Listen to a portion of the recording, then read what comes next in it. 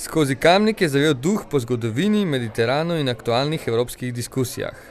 Vse to pooseblja Boris Pahor, svetovno znani literat, tržaški pisatelj, intelektualec, človek z lastnim razmišljanjem in resni kandidat za Nobelovo nagrado. Posebej za našo televizijo je podal razmišljanje o globalizaciji, nacionalni zavesti, Evropi ter ohranjanju kulture slovenstva. Pri meni je ves začetek v zvestobi svojemu bitju, to se pravi svoji egzistenci. In personalisti pravijo, nacionalna zavest je nekaj zelo pozitivnega, zato ker človeka kot individualista ga nekako poveže s svojim drugim, s svojo, bi rekel, neko širšo družino, in to je tisto, kar pomeni nacionalno zavest. V tem smislu pravi, je nekaj zelo pozitivnega.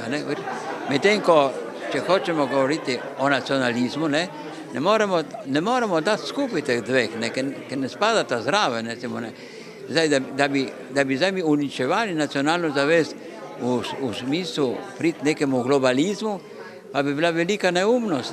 Bi naredili eno veliko enolončnico, recimo tudi jezikovno, če hočemo angleško in tako naprej, v smislu, da bi mi nekako se odrekli tistemu, kar je naša dragocenost preteklosti izročila, tudi recimo spoštovanja samih sebe, da smo se preko vseh teh stoletij nekako reševali s svojim jezikom in s svojo literaturo. Čemu to?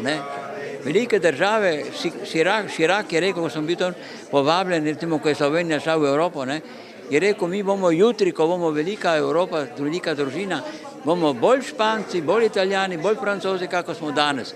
To se pravi poudarek, to, kar je naš Srečko Kosovel govoril pri 22 letih, mi smo za evropskega človeka, dajmo se spoštovati, dajmo se ljubiti samo, ampak ohranimo svoje lastne obraze. Ni drugega odgovora. Nimam drugega odgovora. Najlepša hvala. Prosim.